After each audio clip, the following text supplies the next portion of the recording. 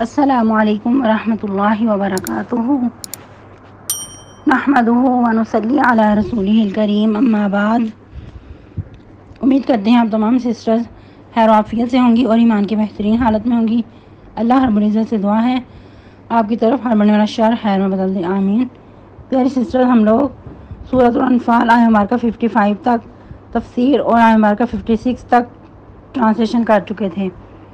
آج کا لیسن آیہ مبارکہ 57 سے سٹارٹ کریں گے اور 59 تک ٹرانسلیشن کریں گے۔ تفسیر کا لیسن آیہ مبارکہ 56 سے سٹارٹ کریں گے۔ رب اشرح لی صدری ویسر لی امری واحلل عقدۃ من لسانی یفقہوا قولی اللہم بارک لنا فی اوقاتنا اللہم فقہنا فی الدین اللہم انی اسألک الہدی والتقی والعفاف والغنی اللہم الہمنی رشدی واعذنی من شر نفسی۔ اعوذ باللہ من الشیطان الرجیم، بسم اللہ الرحمن الرحیم۔ فإما تثقفنہم فی الحرب فشرد بہم من خلفہم لعلہم یذکرون وإما تخافن من قوم خیانة فانبذ إلیہم علی سواء ان اللہ لا يحب الخائنین ولا يحسبن الذین کفروا سبقوا انہم لا يعجزون۔ ٹرانسلیشن۔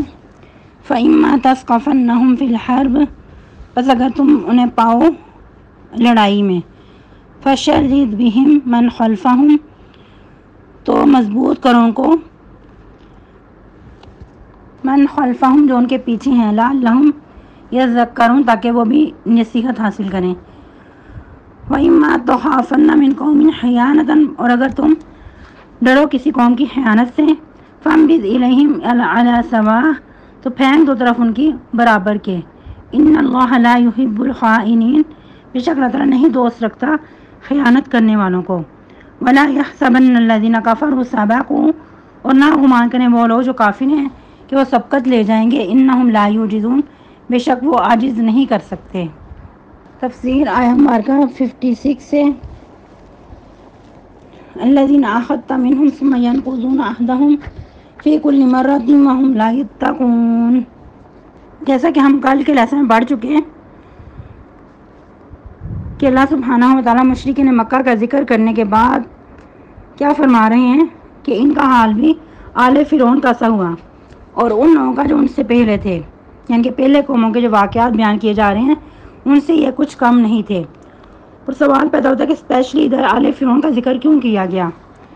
کیونکہ فرعونی جو تھے بہت ہی زیادہ فنکار تھے، مہارت رکھنے والے تھے، بہت بلند و بالا بلڈنگز بناتے، اور ایسے ان کے بلند و بالا بلڈنگز ہیں جو آج بھی ان کے نشانات باقی ہیں۔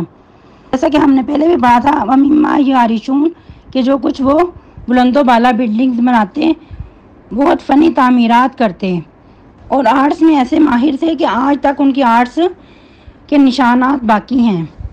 یہ سب چیزیں دنیا کی حد تک تھیں، جو اللہ کو مطلوب تھا وہ ان کے اندر نام کی چیز نہیں تھی۔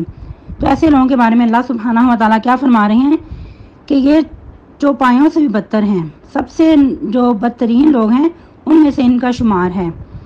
پھر مزید قریش مکہ کے بارے میں اللہ تعالیٰ فرما رہے ہیں الذین عاہدت منہم ثم ینقضون عہدہم فی کل مرۃ وہم لا یتقون، وہ لوگ جن سے تم نے معاہدہ کیا۔ یہ کس معاہدے کا ذکر ہو رہا ہے؟ میثاق مدینہ، کہ جب نبی صلی اللہ علیہ وسلم مدینہ میں تشریف لائے اس وقت مل کر معاہدہ کیا گیا تھا۔ کچھ ایسی شکیں تھیں جو طے پائی تھیں۔ شکیں کیا تھیں؟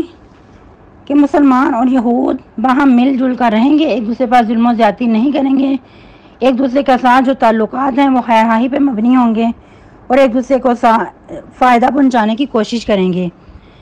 اگر مدینہ سے باہر کوئی حملہ کرے گا تو مسلمان اور یہود مل کر اس کا دفاع کریں گے اور اخراجات بھی ایک دوسرے کے ساتھ برداشت کریں گے۔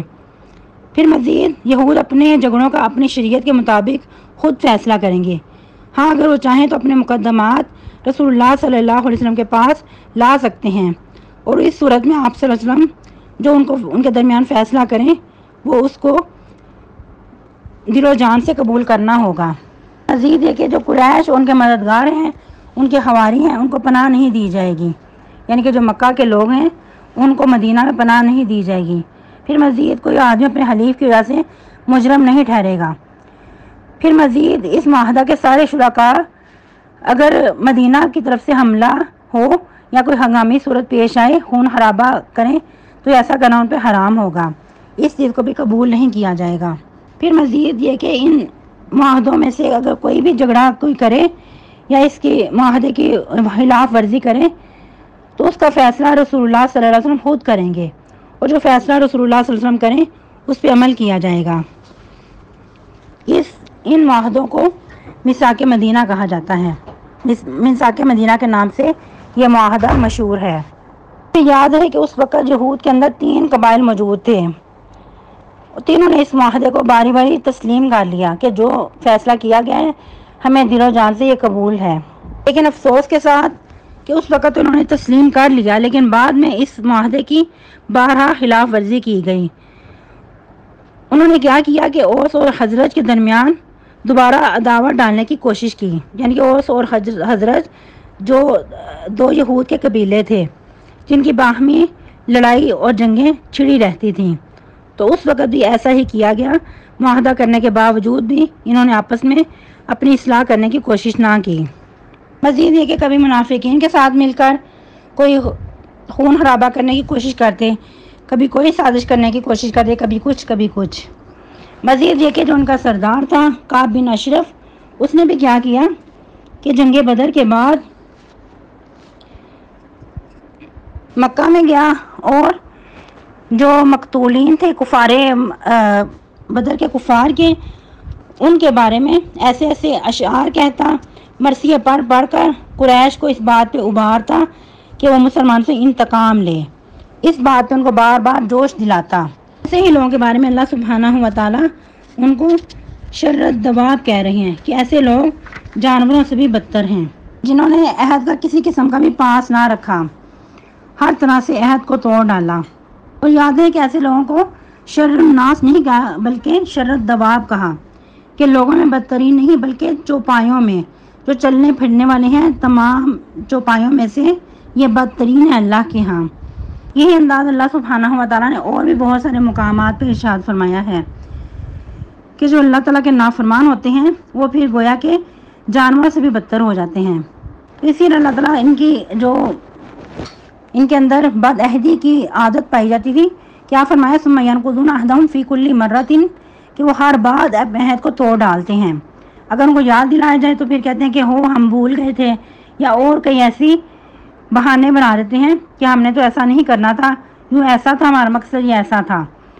پھر اللہ تعالیٰ کہتے ہیں کہ وَهُمْ لَا يَتَّقُونَ، وہ اس میں ذرا بھی گریز نہیں کرتے، ان کے اندر ذرا بھی تقویٰ نہیں ہے کہ تقویٰ کی روش پہ چلتے ہوئے وہ اللہ سے ڈرتے ہوئے کچھ اپنے عہد کی پاسداری ہی کریں۔ تو اللہ تعالیٰ ان کی سزا کیا بتا رہے ہیں، فَإِمَّا تَثْقَفَنَّهُمْ فِي الْحَرْبِ فَشَرِّدْ بِهِمْ مَنْ خَلْفَهُمْ، اگر ان کو آپ کسی جنگ میں پائیں تو ایسی سخت سزا ان کو دیں تاکہ جو ان کے پیچھے ہیں وہ بھی نصیحت حاصل کریں، وہ بھی ان سے عبرت حاصل کریں، تاکہ وہ بھی ان کو دیکھ کر بھاگ جائیں۔ آج کے لیے اتنا ہی کافی ہے، اسی آیہ مبارکہ سے نیکسٹ لیسن کنٹینیو کریں گے۔ اللہ سبحانہ و تعالی ہم سب کا حامی و ناصر ہو۔ سبحانک اللہم ربنا و بحمدک نشہد ان لا الہ الا انت نستغفرک و نتوب الیک۔ والسلام علیکم ورحمۃ اللہ وبرکاتہ، وصلی اللہ علی النبی۔